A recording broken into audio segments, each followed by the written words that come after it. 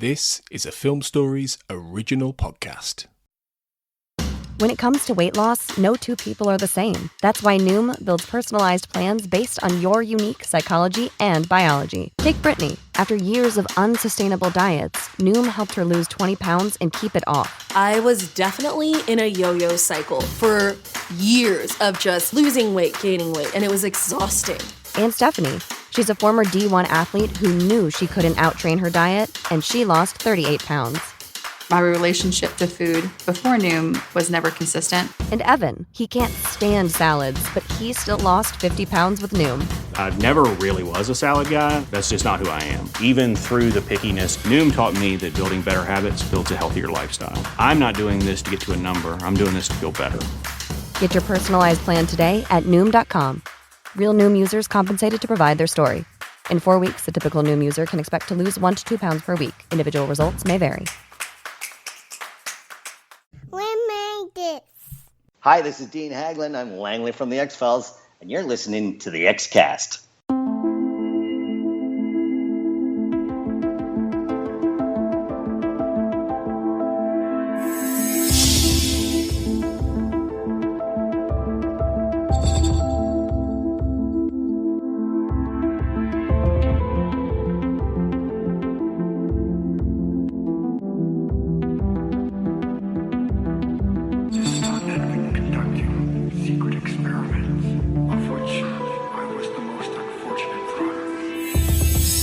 Welcome to the X-Cast. The truth is in here. I'm your host, Sarah Blair, and today I'm joined by author of Opening the X-Files and friend of our cast, Mr. Darren Mooney. Hi, Darren. I like my middle name. It's Darren H. Mooney. Thank you for that. I'm good. How are you, Sarah? I'm good. So, in case you haven't noticed before, we have, if you're on our special Patreon group or on the X-Files basement, we have special nicknames that we chose that have to do with the episode, like puns on the episode. So you're Hell Mooney, I'm Oublerette. Which is quite good. And, yeah. and I quite like Hell Money, as I think anybody who's listened to the episode will attest. Yes. Yeah. So we have fun. Good times. And today we're going to have fun chatting about the third episode of Season 5, Unusual Suspects. Can you believe we're talking about Season 5 already, Darren? We're almost halfway there. Well, I mean, I think in terms of episode count, we are pretty much halfway there, right? Yeah. It's amazing. Which is frightening and terrifying. And it is amazing. Yeah. But it's also like, where the hell has the time gone? It's been amazing, yeah. But it's okay, because we're going back to 1989, so we can just start all over again, apparently. Exactly. Yes, this is a throwback episode to 1989, where we find out how the Lone Gunman met. They assist a mysterious woman who claims the government has plans to use civilians in a secret experiment.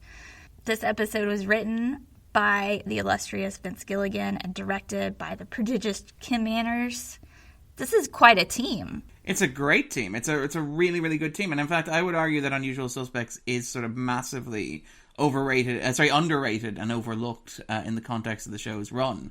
When you look at the sort of talent working on it, I suspect there's a good reason for that, because obviously Gilligan's masterpiece, as it were, is, what fandom would consider to be one of Gilligan's masterpieces, is waiting just a little bit later in the season with Bad Blood, for example. And even Folie à Deux, which is towards the end of the season, is also like an underappreciated Gilligan script.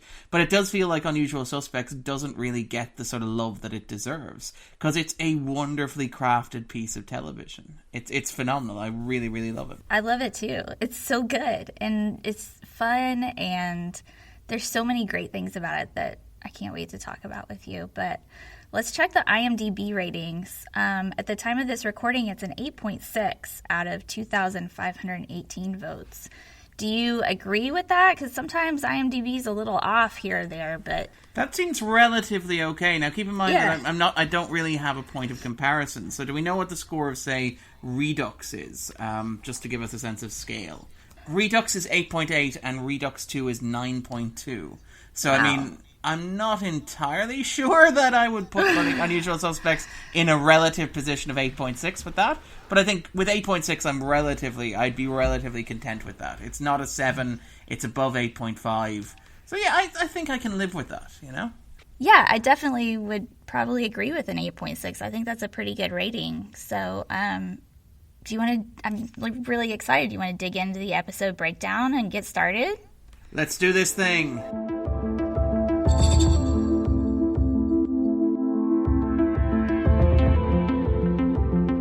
So in our teaser, we have a big, I love that they make this very clear. This is 1989.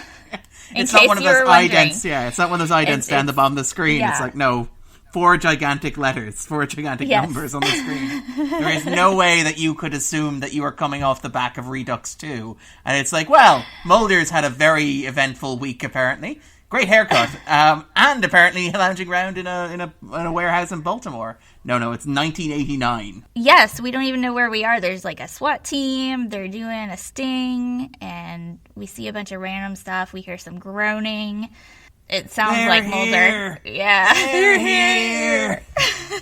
And he's like naked, basically. See, this episode is something for everybody. Duchovny fans rejoice. It's kind of cool because I noticed it was in Fells Point. I was like, oh, I've been there. I used to live near there. So that was exciting. Then we see the Lone Gunman and Mulder, and you're like, what's going on? You think it's an effective teaser? You think it's... Oh, it's a great teaser. It's a fantastic teaser because it's so incongruous.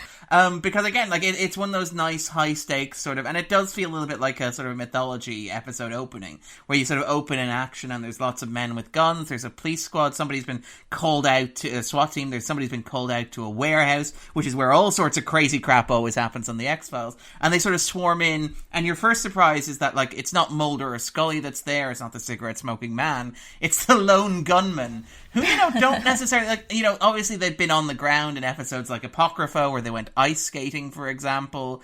But, this is an entirely new context to see the Lone Gunman in. Surrounded by men with guns and firearms and in the middle of a scene that looks to be a little chaotic.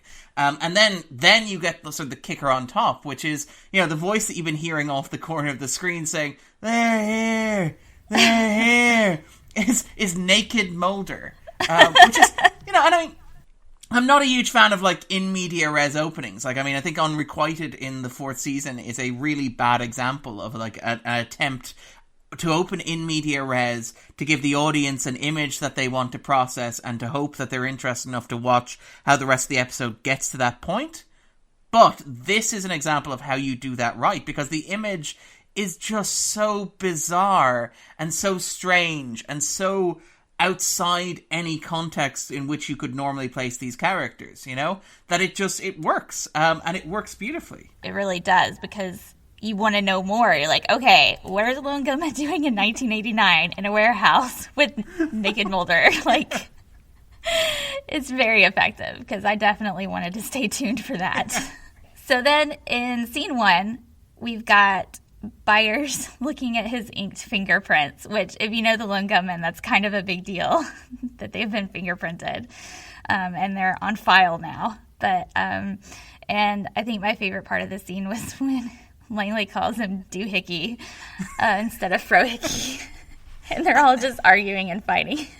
I really, this is one of the things that's really great about the Lone Gunman, and I think the episode sort of channels that very, very well, but it's something that's been true since, the very beginning, going back to EBE, which is, Mulder is this character who is defined by angst, and he's wry, and he's funny, and he can be goofy and playful, but he's, defined by this really tragic story, and to an extent, Byers gets his own tragic story here. But in context, the Lone Gunmen are allowed to be a lot sillier, a lot goofier, and to behave basically to some extent, like kids who never really grew up.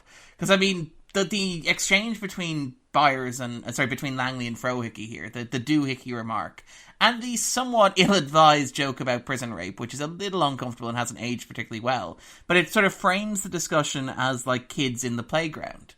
In a way that kind of lets you know that despite the fact that, you opened with a SWAT team raiding a warehouse, and despite the fact that you saw Mulder on the ground naked, these are still the Lone Gunmen that you know and love. They're still the weirdos. They're still eccentric, and they're still playful, and they're still goofy. And, even in police custody, even after being arrested and fingerprinted, they're still behaving in a way that you sort of expect of these characters, which I really, really like as sort of an establishing beat in the episode. Also, doohickey is just a great insult. It really is. So then we've got Richard Belzer playing John Munch, and he takes Byers to interview. Why do you think he chooses Byers out of the three? Like, is it hard to guess at all?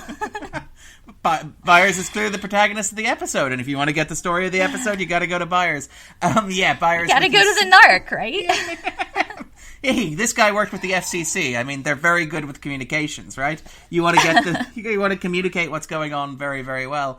And actually, it is worth noting, the decision to center the episode around Byers is an ingenious choice. Obviously the Lone Gunman are three characters and they're three very distinct archetypes. But the thing is that Langley and Frohickey are, and I love all three of them very, very much, but Langley and Frohickey are very much you look at them and you immediately know their deal. It's you know that Langley is this sort of punk rocker, Ramones loving. It's not a surprise later in the episode when he turns out to be playing Dungeons and Dragons. He has that sort of his appearance and the way that he's played by sort of Dean Hagland communicates a lot about him. Similarly, Frohickey, where Frohickey is this sort of slightly grungy, slightly creepy older man who wears fingerless gloves, and that sort of tells you a lot about Frohickey as a person.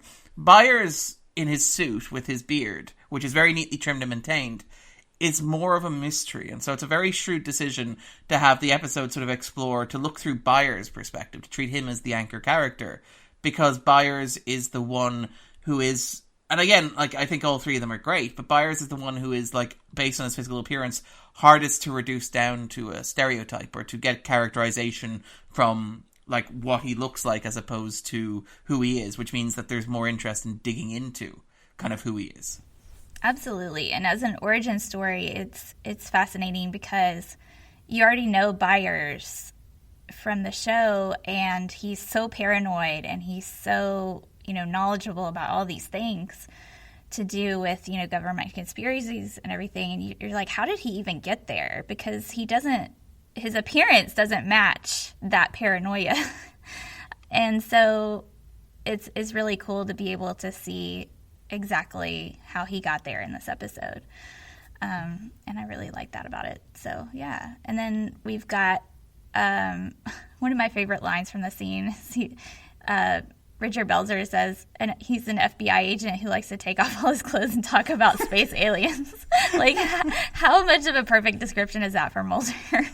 Basically, it does. And in 1989, there's a reason that Munch is one of the most consistently reliable detectives ever to work in law enforcement, if we are to believe television, having a career that spans 2.5 decades. He's got a great read, fantastic read on Mulder. What I actually do, I should point out, I love the use of Munch here, because obviously Munch is, for people who are not familiar with him, he's a character who is a TV institution. He obviously started out in Homicide: Life on the Streets, and then he went to Law and Order SVU and stuff like that, and he's become this sort of cultural icon where he pops up in all sorts of interesting places. This is one of the early examples of Munch sort of popping up across the TV landscape, but he pops up in stuff for example, in Sesame Street. He's involved in the Special Numbers Unit. If you go to stuff like Arrested Development, he's working undercover, I think, at a university. If you go to stuff like The Wire, he's drinking at the cop bar in Baltimore, the same cop bar where all the characters from The Wire are working. And on top of that, he's crossed over into shows like St. Elsewhere.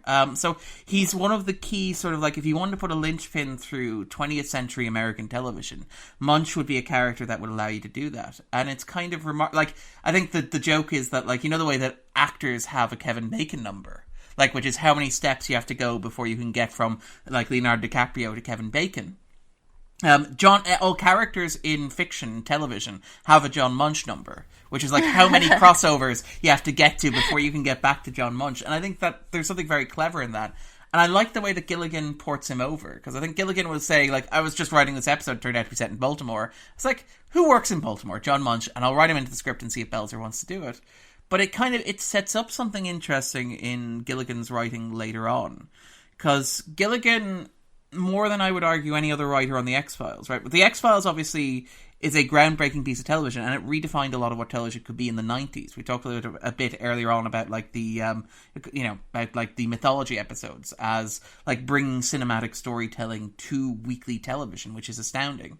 But a lot of the influences on The X-Files, particularly say on Carter, on Darren Morgan even, tended to be either literary or cinematic. Like, we're coming off Redux, which is this huge ode to the filmography of Oliver Stone. Like, you have that montage that's literally lifted from JFK and stuff like that. But even think about, for example, the opening scene of Jose Chung's Outer Space, which riffs on Star Wars. Or even like the mythology, where it's kind of cobbled together from Oliver Stone and Star Wars and Steven Spielberg and stuff like that.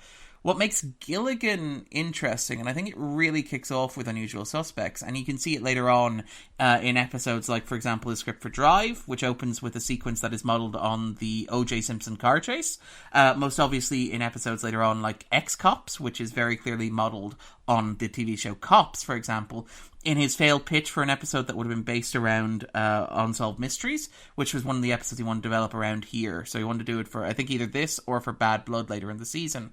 But you have the sense, or even Hungry, for example, which is a monster story from the point of view of the monster.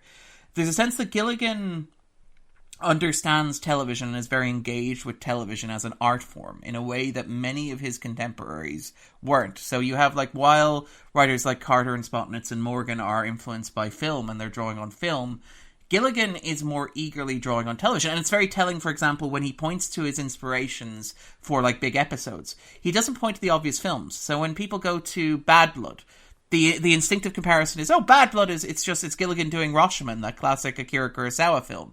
And if you ask Gilligan what he was doing there, he's like, no, I was doing the Mary Tyler Moore show or the Dick Van Dyke show. I was doing the one where the roof fell in. That's the episode I was doing. And, like, you go to Drive, for example, and everyone's like, Drive is very clearly ripping off Speed. It's doing Speed, but for the X-Files. And Gilligan will say, no, I'm not doing that at all. I'm doing Homicide: Life on the Street, the episode where Vincent D'Onofrio got caught beneath a train. And so, like, Gilligan is very literate in the form of television. And it's kind of like, it's interesting to see that here with the casting of Munch, who is like a patron saint of television. And it's kind of, I think that says a lot about Gilligan as a writer and how he approaches the show. And I think in part what makes him so good is the fact that he's writing for this art form, which at the time people only really started to consider TV as an art form in relatively recently. Like, we've discussed the canon, the idea of the canon. I think I talked with Todd Vanderwerf about this. How about, like, for many people, the idea of television being something more than disposable entertainment began with The Sopranos in 1999. But, like, Gilligan genuinely has a love for the history of television as an art form. And I think that, like, the casting of Munch here is a really, really nice little nod to that.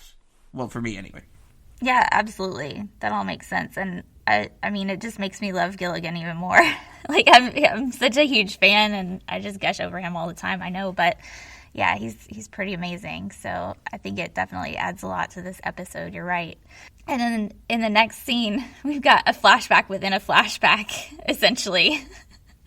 So we're just adding the layers here, making it even more meta. And we meet, Byers meets, and we as an audience meet Suzanne Modeski, played by Signe Coleman. I hope I pronounced her name right. Sorry, Miss Coleman. And they're at a convention, and he's intrigued by this mysterious woman. And we don't actually know that her name is Suzanne Modeski yet. She doesn't say who she is. She's just very mysterious and intriguing. And he follows her around, and Frohicke's like, "Hello, pretty lady." Like, because of course Frohicke is. Yeah. Because every lady to him is pretty, and and it's Frohicke, classic Frohicke. And then we've got he's trying to sell her a bootleg cable thing, and then Langley's coming up from his little booth next to him. He's like, no. And they just start fighting over bootleg cable, because of course. And then Byers bumps into this mystery woman, and she drops her purse, and a picture of a little girl falls out. And I just love how awkward and adorable and precious he is right here in this scene. It's so sweet.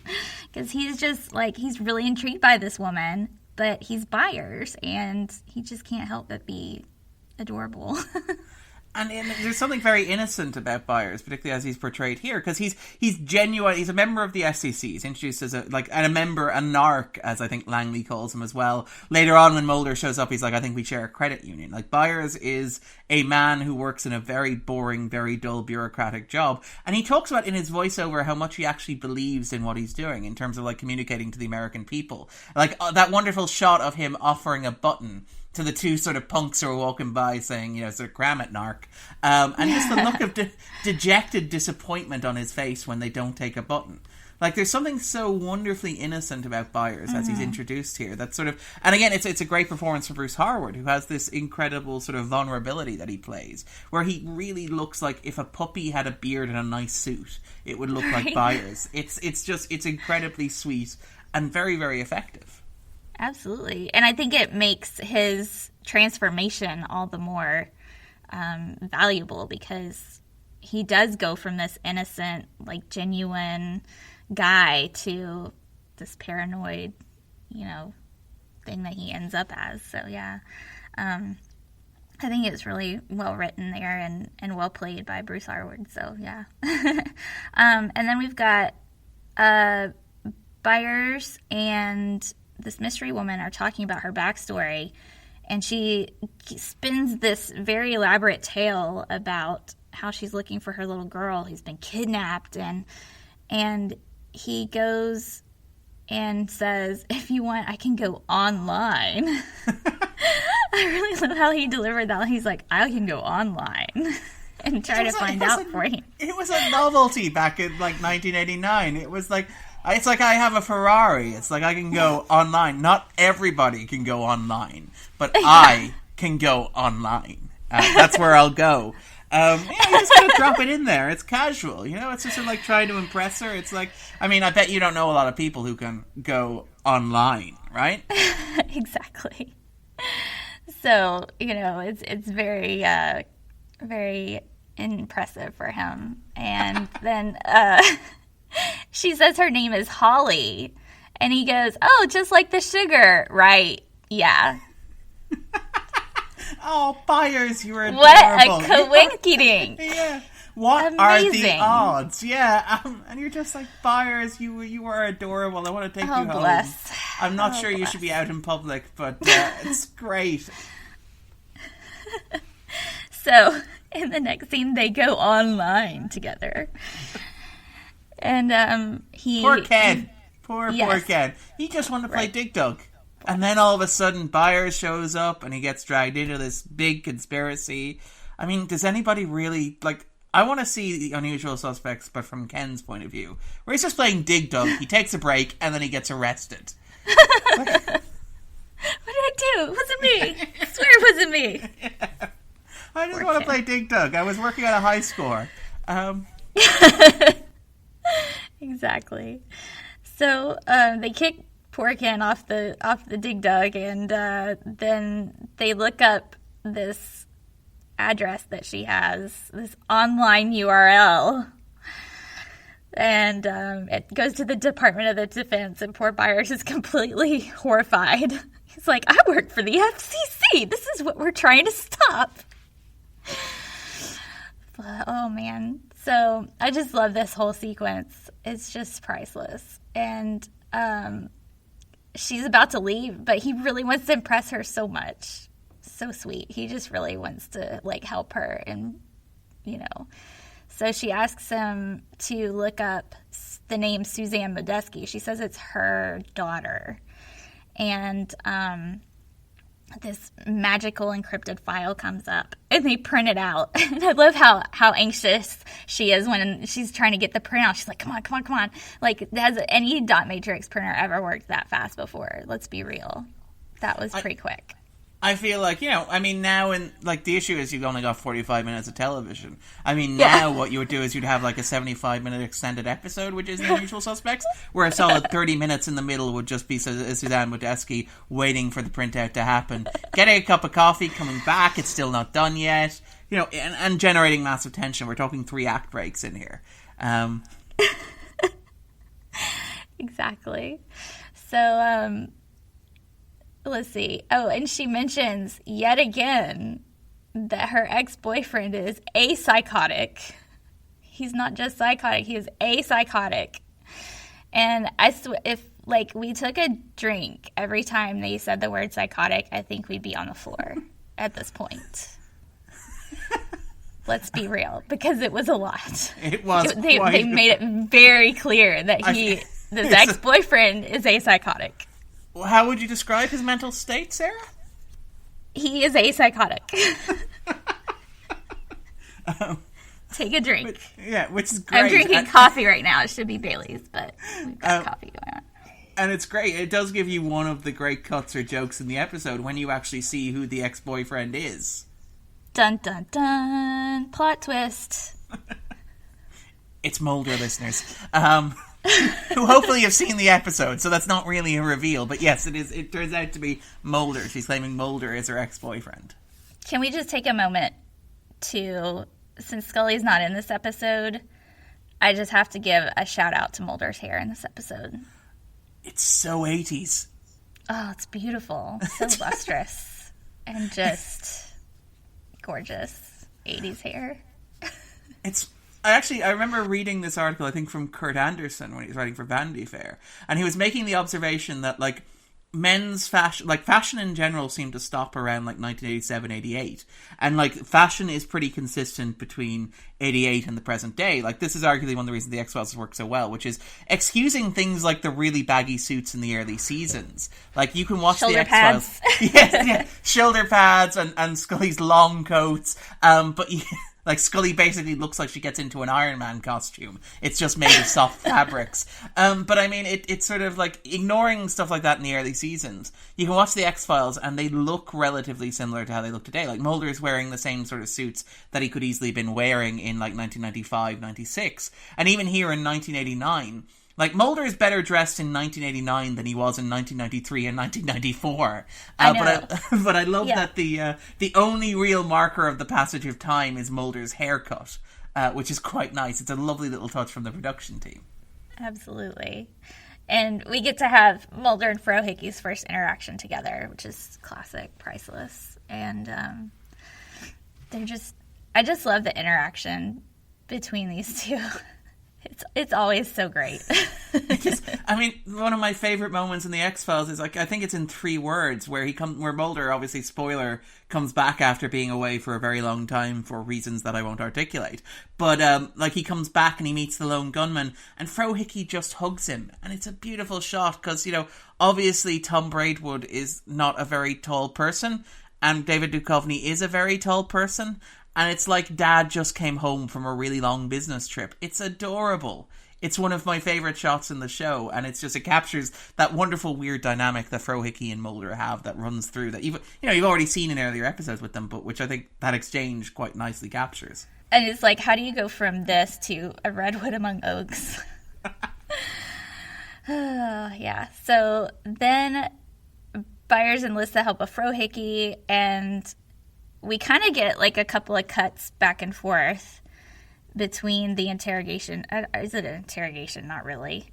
Because he's like, okay, so let's talk. And Byers just completely spills the beans. There's no interrogating there. He just like gives it all up. Munch is having a light day. It's like, well, This is normally my role in this is a bit more aggressive and assertive. I'm just going to make a couple of snarky one-liners and you just keep going. Right, exactly. So I'll just wait while you talk and tell us the story. So then Ferreri says he can decode the files, and because his kung fu is the best, and he and Byers decide to go do something about Mulder, and then Mulder's just a complete dork and a half, and they follow him down a back hallway at this convention center, and he gets the drop on him. And they say they're looking for the bathroom. Which is great. Again, like, it's the wonderful Lone Gunman sort of thing, where they're not really, like, the Lone Gunmen are very much not designed to operate in this world. And that's kind of part of what makes them so adorable, is the fact that they have their own little sort of warehouse or sort of space where they live. But you can't really imagine them wandering in and actually surviving in a show like The X-Files. And it's like where even Mulder gets the drop. And Mulder, who is traditionally like whacked over the head with heavy objects on a nearly weekly basis, if Mulder can get the drop on you, you should just sort of call it a day and go home. But I absolutely do. But that kind of captures a lot of the appeal of the Lone Gunman, is that they're kind of like, they're losers, but they're losers who don't let the fact that they're losers stop them from trying. And it's hard not to sort of like warm to that and admire that and kind of love that. And I think the episode sort of captures that very, very well, because it's like Mulder doesn't even realize he's playing the same game as these guys and he's still beating them handily. You know? For once. Yeah. And so he shows them this picture of this woman, and they deflect very artfully. And then Mulder answers his giant phone. 1989 phone. Again, another subtle marker of the era. I don't even know where they found that, to be honest. It's just brilliant. And who is on the phone, Darren, that we recognize from season 11? Spoiler. Reggie something.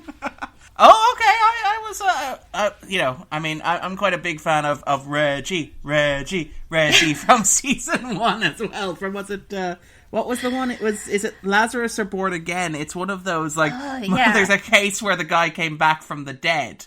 And I'm like, and it's great because you say, like, it's from that season 1 episode where the guy comes back from the dead and avenges himself on people who've wronged him. And you're like, that's 6 episodes. Yeah. You can't actually narrow it down. It's the one with the criminal who just stares at Mulder really creepily in court. Young at Heart, I think. Okay, which could also be several episodes. Yes. Tombs. Yeah. Can we say Tombs here? Yeah. We can say Tombs here. Let's just say first season. Late first season. The point where people are like, yay, we got a show that works. And it's like, so you realize you need to make 12 more episodes. And they're like, oh. Exactly. So, yeah, I love that. Do you think, like, Reggie is just, like, who is Reggie? Reggie something. Like, clearly he's important. So, somebody in the show knows a Reggie, and it's just one of those names that they have a toss out that they always use. I do suspect Gilligan intended it as a shout-out to the first season, because I think it happens again in another flashback episode. I think there's another mention of Reggie as well. And I wonder if Morgan's selection of, like, Reggie something was a way to allow him to use clips like that from it. Yeah. But, and the name Holly is used a couple of times, too. Isn't Gilligan married to Holly? That is indeed Holly. Yeah. Holly is his long-term girlfriend, at least. I don't know if they got married since. Okay. But what he was working on the show, his long-term girlfriend was. So, for example, she popped up in Pusher as well. And Holly here as well is used in that sort of context as well. So it's one of those great names. Yeah. Although, to be fair, it is harder to shout, Holly, Holly, Holly, in the same way that you would with Reggie. Holly something just doesn't quite doesn't have the same the ring. Tongue. Yeah. So we've got poor Ken. Oh, go ahead. Sorry, Reggie Perdue is also mentioned in Paper Hearts. That's the other Gilligan episode I'm thinking of. That's right. Yes. So yeah, Gilligan, again, this is Gilligan being very literate in television, but he was a big fan of the X-Files before he was on the writing staff, so you can tell that he's like, let me insert these little continuity references. Nobody remembers, like, Mulder's former boss or partner from the first season episode that we can't even remember the names of, which, by the way, is Young at Heart, it turns out. But it's like, he's like, I'm going to include a reference to that in, like, 2 of my most popular episodes, which is kind of, I kind of admire the attention to detail there. Absolutely. He was just setting it all up for season for Darren 11. Morgan, to sort of hit it out of the park. Exactly. It's just, pitching a swing right there, knocked it out. Yeah. So, then we've got poor Ken, and they come back and find out he's being carted away by a bunch of military police goons. And Byers is like, no, it's me. It's me. I did that. And Frohicke's like, dude, no. Ixnay on the Oopensday there. Like, can you not? So, even right away, Frohicke's got his back. Or maybe he's just trying to cover his own ass. I can't imagine Frohicke would be particularly, like, if Frohicke wasn't standing nearby, he would probably be like, that's an interesting story that happened there. I don't imagine Frohicke would be like, no, they took the FCC rep. The poor FCC rep.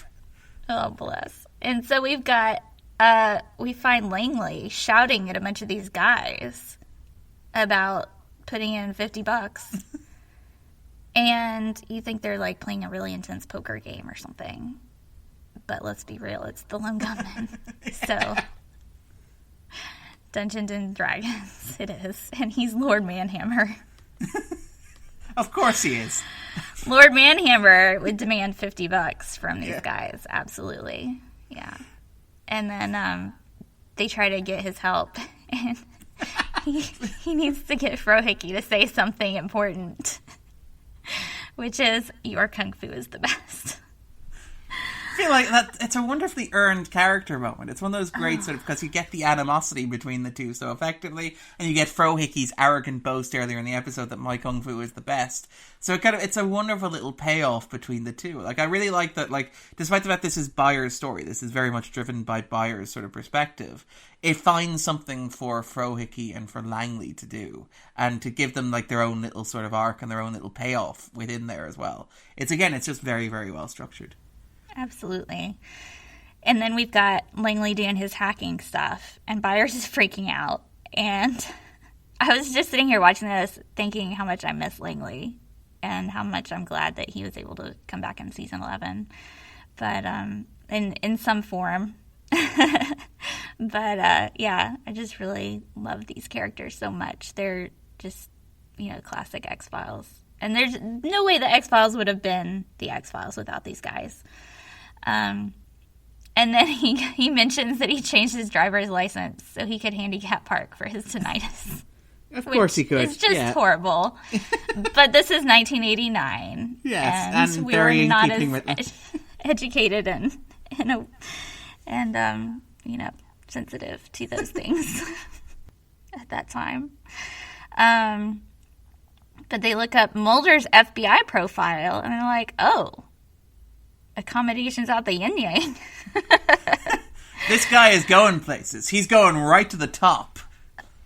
Right? Yeah. He's going to be sitting in a big office at the top of the FBI building in a couple of years. Mark my words. Oxford educated. He knows his stuff.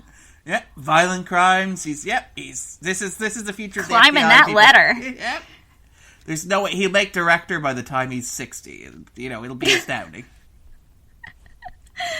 Oh, he's going to be, president. Yeah. And then they look up Suzanne Modesky and realize she's not who she says she is. So you've got this, huge juxtaposition contrast here between Mulder's, brilliant, everything, and then Suzanne Modesky, and they're she is a completely dangerous and unstable human being. Would you go so far as to say she's a psychotic, Sarah? Possibly. Sorry, I just got to take a sip of this Baileys. So, yeah. And you're like, what is going on? And I really have to stop and say Mark Snow's music is just brilliant in this episode.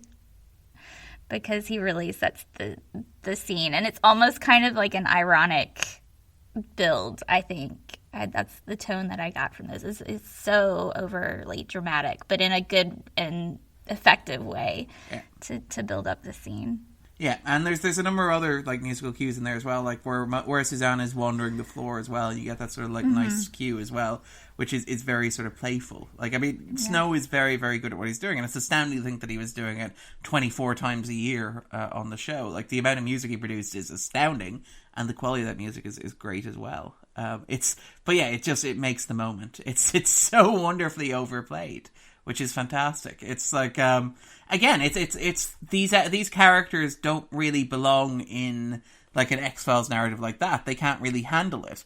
And so and it's very clear. It becomes very, very clear when Suzanne grabs the pliers that these guys cannot handle it, cannot handle the narrative in which they found themselves. But the music sort of cements that. The music sort of builds up this big epic thing when these three guys figure out that they're in a room with a woman who is possibly, take a sip here, a psychotic. And the episode is well, this is the end of the world for these guys. They are completely outmatched. They found themselves cornered. It's like when Mulder kind of got the drop on them earlier in the episode. This is game over for these guys. There's absolutely no walking back from it. And I kind of admire, as you pointed out, I do think there's an element of irony to this thing where it's just like, dun dun dun. It's like, join us next week when we see how the Lone Gunman will get out of this situation. Yes. And, I mean, I just love this whole scene because they are still, you know, basically innocent, but they're starting to have their eyes open. And they're like, oh, no, who is this woman? And you can see why Byers would be so taken with her because she's just, well, blowing his mind at this point. And it's like she's screaming about like how no one is safe and look what they did to JFK, his namesake, and she pulls out the hotel Bible and, you know, is like screaming and they're all like, this is crazy. What is happening? Oh, they're so scared and sweet and precious. That's one of the things I actually really like about the Lone Gunman is the difference that exists between them and Mulder, right? So Mulder and the X-Files in general, I think you could argue a product of like 70s paranoia. In terms of obviously like Watergate, you're thinking about the end of Vietnam. Think about how many scenes in the show take place in a car park. Mulder's first informant was named Deep Throat, obviously. The abduction of Samantha while he was watching the Watergate hearings on television. Even broader things like the fact that Mulder's a product of a broken home, which gets at stuff like no-fault divorce and the idea of latchkey kids. And so like the X-Files is very rooted in a 70s sense of like cultural paranoia and anxiety.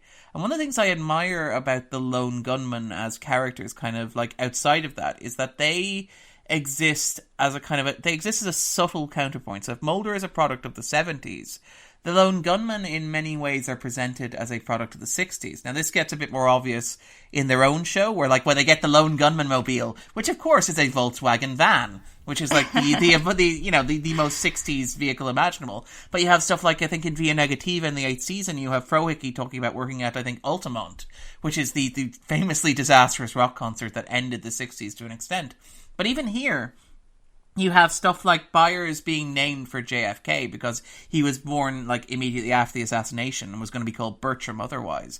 But like you have this idea that though Mulder is kind of cynical and wary and he's got that like the beaten downness of the 70s, the idea that things are bad and they're not going to get better and we were fools to trust government or we were foolish to trust people at all. There's something almost romantic about the Lone Gunman that feels like it kind of captures the 60s kind of alternative culture, the counterculture. And I mean, you have that with like Langney's long blonde hair, for example. I mean, he's a punk, but, you know, he could just as easily be a hippie. In fact, I suspect Frohicke has called him a hippie a couple of times over the course of the episode. Frohicke himself seems like that sort of like dirty old man who would have been working in the counterculture in the 60s. And like, so you have this idea of like, they're much more innocent than Mulder are, and Mulder is, and there's something very touching about that. There's something very kind of affecting in the idea that, like, while Mulder is shaped by, like, the cynicism, pessimism even, and nihilism that sort of defined America's vision of itself in the 70s, the Lone Gunman sort of hark back to a time in the 60s when, you know, it was weird, we didn't really trust the government, and we believed in outlandish conspiracy theories like Gideon Bibles being used to track and record conversations in hotel rooms because nobody questions them. But they also have, like, a much more romantic and much more idealistic view. Like, it's telling that Mulder is tracking down Samantha, who we discover even if he finds her now, she's never going to be the same girl who was taken, because that was, 1973. That was decades ago. She'll at the very least be profoundly changed by everything that's happened. In contrast, Byers is chasing, like, Suzanne Modeski, who is, like, just a woman with whom he is in love. And she's already, like, you can't imagine her changing much. You can't imagine, like, there's still hope that maybe Suzanne and maybe Byers can have a happy ending. And I mean, that's for a future episode of the show maybe to explore. But there is something kind of hopeful almost in the way that Byers pursues Susan that's like more optimistic than the way that Mulder is chasing Samantha, if that makes sense. Even like knowing what we know about Samantha in hindsight. Yeah. So, I mean, tell me the truth. When you go to a hotel, do you check the Bible? Do I shake it and see if it falls out? Actually, I don't. We don't really have that tradition here in Ireland, actually. So really? We don't. Now, I don't generally search all of the drawers in my hotel, but I haven't found a Gideon Bible there. We do have a phone book occasionally, and I have been known to leaf through that, if only because phone books are it's very strange to hold a phone book in this day and age. What is a phone book? Oh, okay, cool. So a phone book is like, it's a listing of every number, private and commercial. So it'll have so if you want to find out, so if I want to find out where Sarah Blair lived, or if I want to call Sarah Blair, let's say I met you and I want to talk to you, I would open this, it's a big block of a book with yellow text. It's printed on really crappy paper because they're so thin, because you have to have so many pages. And I'd literally search for Blair, Sarah, and it would give me your phone number and possibly your address as well. We lived in more innocent times in the 90s. Fascinating. Fascinating. Do your fingers do the walking? Yes, they do. But yeah, so it's kind of weird that, kind of like when I go to a hotel now, they still have those. Obviously, they're much smaller because nobody's private information's in them anymore. They're just local businesses. But it's like nostalgia. It's like when you hold a vinyl album. It's like, this is how people used to live, you know? The smell. Oh. Yeah. I love the smell of a phone book. And it's sad because, before, if you enjoyed listening to anyone's voice, like I love Stephen Fry, I would say I could listen to him read the phone book. And now I can't say that anymore. It's like I could listen to him read my contacts list. Google search results. The end of an era. Yeah. Yep. I love the part where they have they're translating this encrypted file. And it's like, this biological weapon is located at this address and this box with this number on it right here. Yeah. There's nothing vague about it in this encrypted memo because it's encrypted. So why would you need to worry that anyone could possibly hack it? If you've ever worked in a bureaucratic organization, you know that de-encrypting the memo is just one step in trying to understand what the hell is going on inside it. It's there'll be an appendix, there'll be so it'll have tables of data, and it'll be in one of the footnotes there'll be a mention that, oh, by the way, we're doing a trial in Baltimore. I love that they just unpack it and it's just boom, everything you need to know is right here. If anybody were to de-encrypt this is the one piece of information they'd like. I mean, people joke about, big government and being overly bureaucratic, but there's something sort of romantic in the idea that, the government runs conspiracies where the memos literally consist of the one thing you need to know about what's happening right now. Yes. So at least we understand where the Fells Point thing comes in and why they're in that warehouse. But then they say that she's being put under surveillance by Dr. Michael Kilbourne, and she's they're like, who is that? She goes, my dentist. But earlier she said her name is Holly from the sugar packet, so you're like, wait, for real? Is she being literal here? And yes, she is. Being quite literal. She knows that's her dentist, and she goes in the bathroom and yanks out her tooth. As you do. And again, there's a sense of how uncomfortable the Lone Gunmen are with this world. Because obviously you had her gun earlier on and stuff like that, and you had the sense when they found out she was psychotic, they were terrified. But this is a woman who's pulled out her own tooth, and there's a sense that all three of them are completely out of their depth. They have no understanding of what's happening and are completely terrified. It's kind of something very on their faces are just yeah. Something endearing about it. And again, a lot of credit to Kim Manners for the way that he frames the shots. There's a sequence earlier on where I think it's the moment where they read the name Kilbourne, but I'm not sure. But it's where they turn to look at her, and they're basically stacked one on top of each other in depth of frame, which looks absolutely beautiful. It looked fantastic in the old 4x3 framing, but in widescreen it also looks great. It's just a really great sort of composition. It's if you were doing a Lone Gunman album cover, this would be it. And I love that the episode is populated by shots like that. Absolutely. And then I speaking of those shots, I love when she's got her tooth out and she's like, look at it. And then you see their faces, and it's like just classic, beautiful Lone Gunman shot of them together and completely horrified by what this not psychotic woman has done.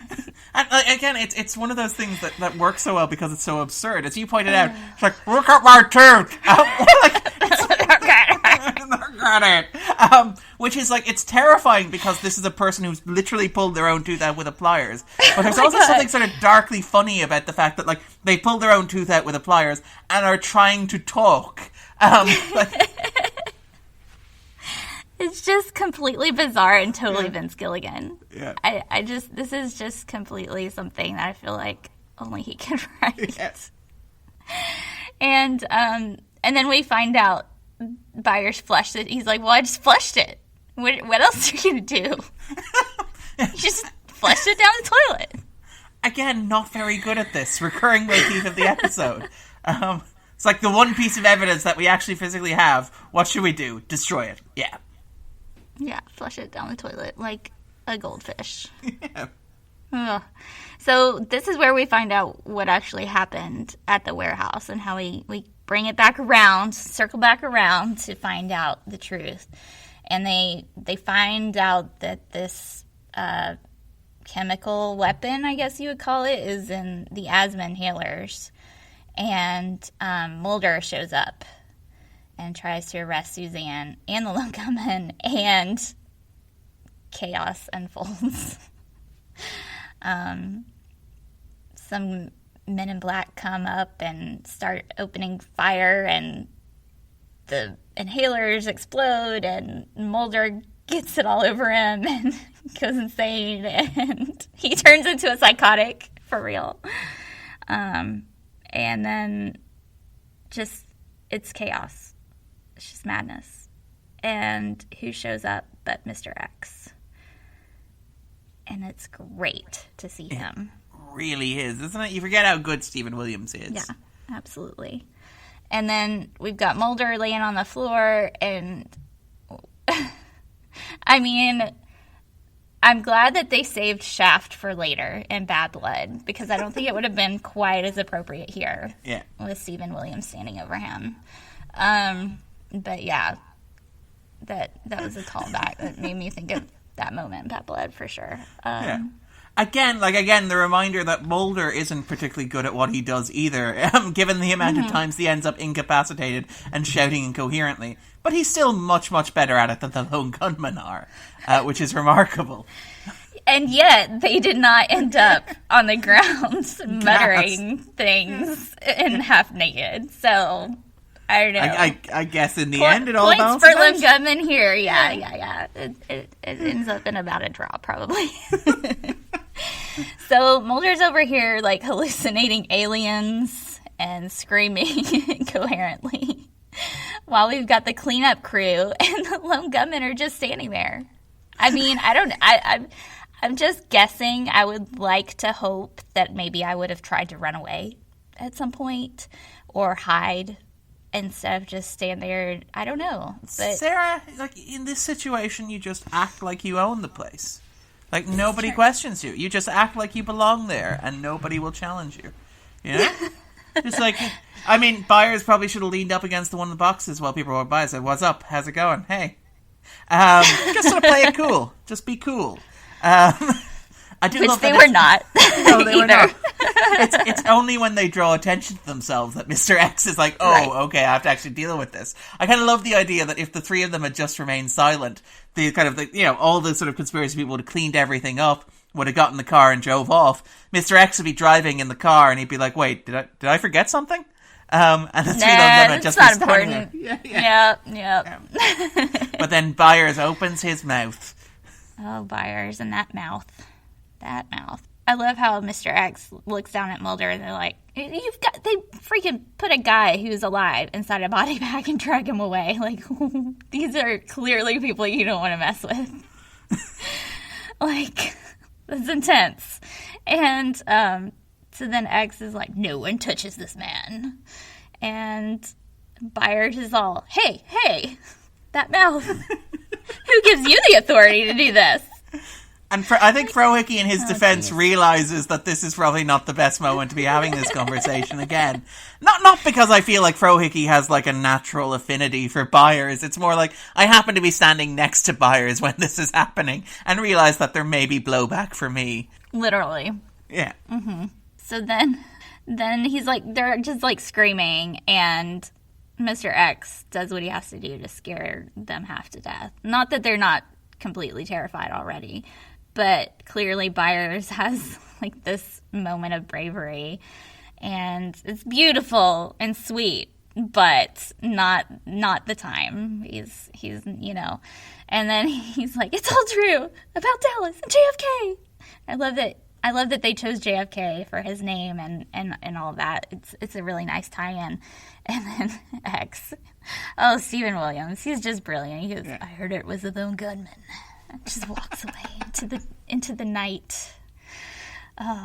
And it's just, he plays it so well. He's great. Yep. And we've got, back at the interrogation, Detective Munch, do I look like Geraldo to you? Don't lie to me like I'm Geraldo. I'm not Geraldo. Which is, I think, a reference, actually, again, speaking of Gilligan's Literacy, it's a reference to a line from Homicide in the Street, where it's like, do I look like Montel Williams? Don't lie to me like I'm Montel Williams. But I really like that Gilligan was like, I feel like I could reference that line and just make the reference a bit more specific to 1989. Yes. Right. And he's just, like, spilling the beans like he is Geraldo. Like, he really is treating him like this is the Geraldo show, and I'm just gonna, like, tell my story, and, you know. But, and then we've got him back in the jail cell, and they're arguing and fighting about what's gonna happen. They're, like, totally scared, but they need to get out of this somehow, and Byers is just so in love. Like, he's got his little heart eyes on. And, you know, he says, she really opened my eyes. And he's completely smitten. And that's it for him. It's over. He's just in love. So sweet. But then the detective comes back and he's like, well, Agent Mulder, like, pulled out of his psychotic breakdown and verified your story, so as much as he can. Lucky for you. As much as he was lying naked on the ground screaming, they're here, they're here, they're here. He was a very reliable witness. Oh, absolutely. But he's a brilliant FBI agent. I mean, nobody who's Oxford educated could be mistaken, right? Exactly. I mean, clearly he was on drugs. He was drugged. And then I love the aluminum foil hat line. Yeah. That's great. Yep. Or the little bit where he steals Frohickey's cable stealing device, which I quite like as well. Keep that. Yeah. And then they overhear. Like, it's not even overhearing. I mean, they're just standing there talking. Like, they're not trying to keep this a secret that they found Mulder's car at the train station, and they put two and two together. Oh, and so they find Suzanne Medeski, and she's coming out of the Baltimore Guardian, and she says that they didn't believe her story. Surprise. Is anybody surprised by this? That they didn't believe this is a thing that's happening? I mean, she'd already, unfortunately, pulled her tooth out. If she could just pull another tooth out and demonstrate to them, I mean, it would just be much easier, I think. Too bad she only had one cavity that day. Yeah. But she's not going to stop. She's not going to stop Darren until she finds someone who will listen. And Byers listened to her. Sweet puppy Byers. And she's so glad that he listened to her that she gives him a kiss. Do you think that was his first kiss? I would not be surprised by that possibility. Let's hope for his sake, no. But, well, I mean, at least it was a good one. I mean, like, it seems like if you believe this episode and the next one, Three of a Kind, it really seems like Byers, that one kiss had a very profound impact on who Byers was and what he does. I would not be surprised to discover that was Byers. Yeah. So then we have the payphone ringing ominously. What is I didn't recognize what that payphone is. A payphone. What are those for? Yeah. I mean, surely they could have just rung somebody's mobile. Obviously. Yeah. Because everybody had one then. Yeah. It was just, a little bit bigger. So then, she says, no matter how paranoid you are, you're not paranoid enough. Tell the truth. Tell as many people as you can. And she runs down the street and some cars pull up and drag her into these dark, mysterious cars. And dark, mysterious Suzanne is gone with Mr. X. Who gets 2 really cool exits in the space of 5 minutes in this episode. Doesn't he, though? Which would be it would be overkill with another character, but you're like, X kind of earns it. It's like that scene where he leaves them in the warehouse. That's really cool. That's one of the great exits. And then there's a sense that the writers or X are like, well, that wasn't cool enough. How about we get a slow motion sequence where I roll down a window and just stare at them? And it's like, wow. Somehow that's even cooler, despite the fact that you've done it twice in the space of 5 minutes. But it's so cool. It wipes your brain memory out. It's magical that you just totally forgot it just happened. Because he's just that cool, and it's okay. So then we've got Mulder and the Lone Gunman at this broken down convention. Everybody's gone. They're sitting in the remnants of this convention, and Frohickey, bless, he asks if he's feeling better. Clearly their relationship has begun. That's the real journey at the heart of the Unusual Suspects. The journey of Frohickey from a creepy, pervy cable stealer towards being a creepy, pervy cable stealer who cares about how other people feel. That's his arc, and I love it. Yeah, this is the first time Mulder goes and asks the Lone Gunman for the what happened story, and they give him the truth. And my favorite part about this whole episode is when they're like, the government is seeking to control us, and he goes, what? I also quite like the bit afterwards where it's like, tell them about the Bibles. Oh, we'll get to that. It's like, we got to ration this. It's like, you got to pace. You can't just drop these in. You have to build up properly. I mean, does anybody appreciate the solid 3-act structure in storytelling? Don't get ahead of it here. Right. It is. It's an absolutely beautiful closing scene. It's real, and it's fun, but it's also sweet, which is the wonderful thing about it. Because it's these 3 people who are kind of lost and lonely, and that's like, and part of me wonders, is Unusual Suspects kind of Gilligan playing a bit with the mythology of the show? Because Gilligan famously argued that he never wrote a mythology episode. Now, obviously, he wrote Memento Mori and was Emmy nominated for writing Memento Mori, but he's argued that, for example, he never wrote the cigarette-smoking man as a character. And it feels like this is Gilligan having his own little take on the mythology of the show, where he's kind of a bit more cynical about the mythology than I think some of his contemporaries are. It very much reminds me a little bit of what Morgan and Wong did in the 4th season with episodes like, for example, Music of the Cigarette Smoking Man, or what Darren Morgan did in the 3rd season with Jose Chung's Better Space, where there's a sense of a meta-conspiracy, where it's like, why...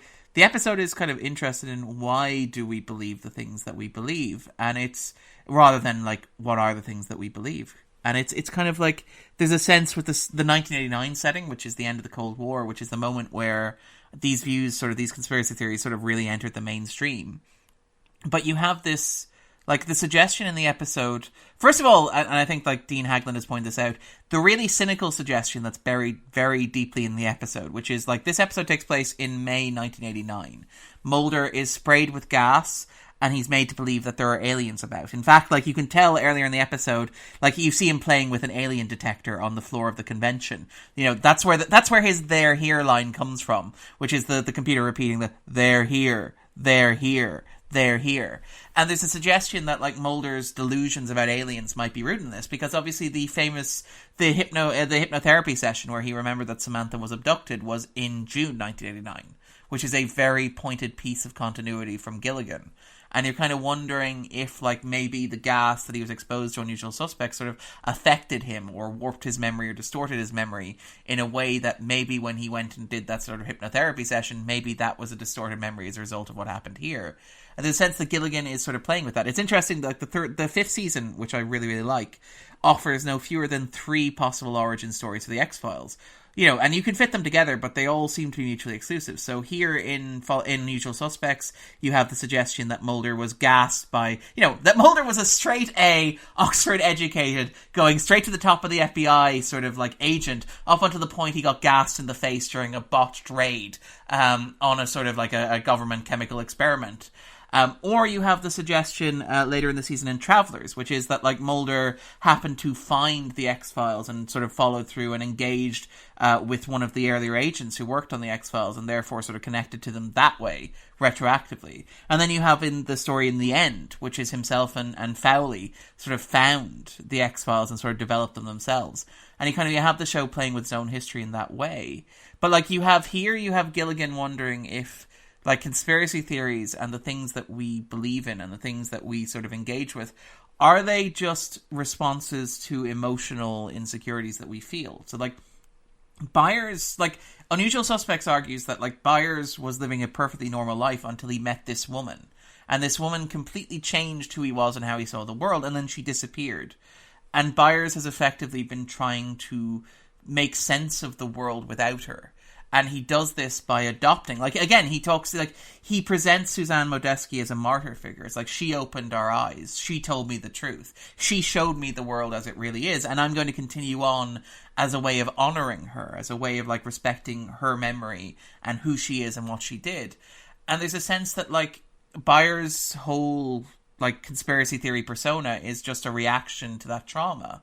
And it's it feels like Gilligan is playing a little bit with like the underlying logic of the show in a way that kind of is more metaphorical or abstract than, you know, the mechanics of the mythology about colonization, about Deep Throat, about the cigarette smoking man, about X. And it's more engaged with kind of like why these stories interest us and why we believe these stories, and particularly why we tended to believe these stories in the 90s, which were a very different time, and whether they were a reaction to like trauma that we'd experienced. I find something very interesting in that. Yeah, absolutely. I mean, it's just, I love how it ties everything together and gives us this glimpse into the past. And like you said about Mulder, like if this was going to be, you know, the reason that he went off on this tangent of alien conspiracies and everything. But I mean, it kind of probably already had to be in his head, like you said, with the suggestion from the other convention and all that. They're but, here. They're here. Yeah. But, I mean, like, I wonder how much he had thought about that previously. Because obviously he wouldn't have visited that booth if he wasn't interested in it already. But, yeah, it's a really fun glimpse into the past and gives us a great origin story. Yeah, absolutely. So let's check in with our X-Files basement, X-Cast basement, and see what some of our listeners had to say about the episode.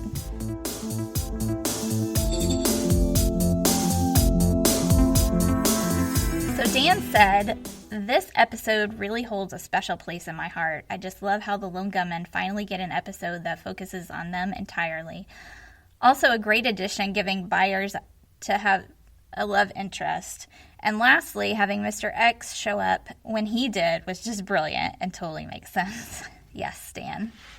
Absolutely. And so we've got Kurt, who says, "There's a lot to love about this episode. The paranoia and conspiratorial world which unfolds in front of Byers' eyes proved to be a great choice. And rather than a 2D character already mistrustful of the government, we have someone's eyes being opened with the audience to the wider conspiracy, creating the man versus the institution story. The reappearance of X was delightful, and Mulder's hair and that phone will never be forgotten. And the subversive nature of Mulder and his would-be quest adds ambiguity to the future, which I love." Then we've got Robert, who says, the episode is a lot of fun. I have a thing for origin stories, and to see how the Lone Gunman came together was great on top of a real interesting story. Never get tired of the sight gag of Mulder on the ancient cell phone. And it was also great to have Mr. X back, if only for one episode. And it was a great use of slow motion as he drove past them with the window rolling up. Yeah. After they abducted. Yep. It's very much a power move as well, because there's like no reason why he can't have the tinted window rolled up, except as like this'll look really cool when I'm driving by them and staring. It's a great, like, I always liked, X always seemed like he was a bit of an asshole. And I kind of admired that about him. It's like, there's no reason for me to do this other than to be a bit of an asshole, but I'm a really cool asshole, so it kind of balances out. It's a fine line. It's a fine line between asshole and badass. Yeah. Yeah. But he walks it carefully. Well. Yes. Yes, and then we've got our last comment from Chandru. I like it now. Just a fun and interesting episode, seeing a lot of our favorite characters and their past. When it first aired, though, I was fairly new to the X-Files fandom and wanted a major Mulder and Scully episode, so I was a bit disappointed. So, this episode won them over. Yep. Well, this is the interesting thing, because obviously the production history of this episode is worth noting. This was, I think, Duchovny and Anderson were primarily working on the film at the time. This was the first episode of the 5th season to be shot. So the reason why it's a Mulder and Scully light episode is because they were still recovering from shooting the movie in the middle of the summer, which again is a crazy, like, audacious thing to do. Imagine you're making 24 episodes of the show in a season, 20 in this season, but you're doing that and you're making like a blockbuster movie in the summer between them that you're going to release afterwards. It's absolutely insane to think that the show was doing this, and I'd actually love that Unusual Suspects is a clever and creative way of sort of getting around that. It's a way of saying, well, look, we have to make an episode of The X-Files because, like, you know, we have to air one this Friday or whatever, or in a couple of Fridays or a couple of Sundays. But we don't have access to our 2 lead actors for an extended period of time. What do? And I love that Gilligan and sort of Carter ran with the idea of going, well, look, we actually have a pretty deep bench now. We have these supporting characters. Why don't we throw them into the spotlight? It's a very clever move. It's a very playful move. And it's sort of, I think it pays dividends. Now, you've had, like, earlier Skinner-centric episodes, like, for example, Avatar or Zero Sum. You had Musings of a Cigarette Smoking Man, which focused on the cigarette smoking man. But it's kind of fun to be able to do that with the bench, to have, like, supporting characters outside of Mulder and Scully who can carry an episode in their own kind of way. Of course, like, you can debate whether or not these 3 characters could carry their own TV show, and I suspect we might, maybe, at some point in a couple of years. But it's great that they can carry this episode as well as they do. Yes, yeah. I remember doing the pod watch in the summer and trying to get all that recorded. And that was just, 30-minute episodes here and there. And I didn't even do all of them. And I just can't even imagine what kind of a schedule that would have been like. Yeah, it's like making a gigantic blockbuster movie and making 2 seasons of television. It's absolutely insane. And, like, on top of that, you have Carter's obligation to doing stuff like Millennium, although he handed over the 2nd season of Millennium to Morgan and Wong. But that's still, like, the amount of work that the people working on the X-Files did, that 1013 did, in the 90s astounds me every time I think about it. And as you pointed out, like, we're doing a pod watch and we find it exhausting. I'm like, it's Saturday morning. I can't really get out of bed. I feel tired. And I'm like, Jesus Christ. Like, how hard would it be to actually do something on that scale and to organize it and to stop the wheels falling off? I mean, like, there are some bumps along the way with the film and the season 5 and the way they integrate. But, like, for the most part, considering the pressure involved, the sort of the balls in the air, the execution of it is absolutely phenomenal. And I'm in awe of it every time I think of it. And, like, the fact is, like, Unusual Suspects should be on paper a throwaway episode. It's very much the bottle episode. It's we need to get something filmed, but we don't have Duchovny or Anderson. It should be like an episode that people forget, that you skip on a rewatch. And yet, in spite of that, it is, for me, a highlight of the 5th season. It's a story I absolutely love. And it's an episode that I keep coming back to. Arguably, I come back to it much more than I do Redux 1 and Redux 2. And, like, that's staggering to me. And it's a credit, I think, to everybody who worked on it. Well, it's definitely a strong episode and a strong season. So, yeah it's good. So, well, Darren, I think that about sums it up for us. I mean, highly regarded episode, lots of fun to watch, good times all around, I think. If you're playing the drinking game, we're not going to encourage you to drink, but... I think you'd be psychotic to do that. You'd have to be psychotic. Your iced tea or your root beer. Yeah. So, yeah. Do you have anything in the works going on? What's going on with you, Darren? I have a bunch of stuff. I'm not actually sure when this is coming out, so I won't be too specific. But I do a bunch of other podcasts as well. I host a podcast called The 250 with my friend Andrew Quinn, where we go through the IMDb's top 250 movies of all time. We release a new episode every sort of Saturday. And sometimes we do episodes that are new on the list, episodes that come in. So, for example, this year, movies like, for example, Into Spider-Verse or Green Book or Roma would have come in, so we talk about those. But otherwise, we talk about classic movies like Francis Ford Coppola's The Godfather, Steven Spielberg's Jurassic Park, even things like Andrei Rublev by Tarkovsky as well. So it's a nice varied sort of look at cinema as it is.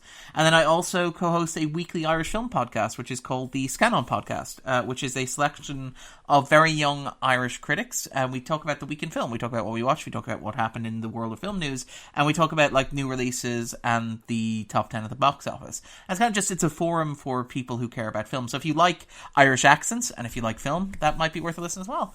And my publisher would be very remiss or very angry at me if I didn't mention... No, they wouldn't. They're lovely. But I would be very angry at myself for letting the publisher down if I didn't mention that I have another book out, which is Christopher Nolan, A Critical Study of the Films, which is available and is well worth a look. It might be a little bit pricey. I openly admit that I don't set the price on it. But if you do have it, you can, or if you are interested in reading it, your local library will be able to stock it for you as well. It's like one of those things like phone books or payphones. I watch the show and I'm like, what's that? What's a library?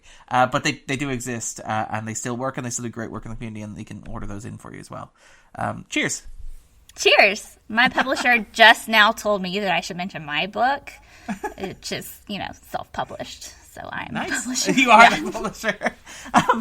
Just got word from my publisher that I need to mention my... It came right down the line. Yeah. Right down the line. Amazing how that happens so fast. Yeah. Have a book out, Darkness Shifting. I don't know when this will be airing, but possibly I'll have another book out by then. I hope to. Yeah. So we'll see if that happens. But check out Darkness Shifting for sure, because it's out in the world. And it's like X-Files meets King Arthur. So if you're into Skinner, you like Skinner. He's, might find one of my characters interesting. When you say it's like the X-Files meets King Arthur, is it really just Skinner is King Arthur? No, not quite, but yeah. So, yeah. Nice. It's fun. It's a fun book. I liked writing it. So, yeah. People enjoy reading it, apparently. I don't know. Yeah. I've been told. I have a similar experience as well. It's like I am constantly amazed that people seem to have positive feelings about what I've written. I'm like, I just really enjoyed writing it. I feel like I'm a terrible writer like that. It's like it's great. I'm really touched. I am genuinely touched when people tell me they love it. But it's like, the important thing for me is that I enjoyed writing it. It is always great to hear feedback, and I'm always amazed because I never really think of it like that, and then I hear it and it's genuinely moving. It is amazing. It's cool. So yeah. So find us online. We're at the X_cast on Twitter, and hanging out in the X-Files basement, the XCast podcast fan group. Guys, thanks for listening. Thanks for putting up with us. And thank you for having me on, Sarah. Thank you very much. It's been a pleasure. Absolutely. It's always a pleasure. Always a pleasure to talk with you, Darren. So until next time, trust no one.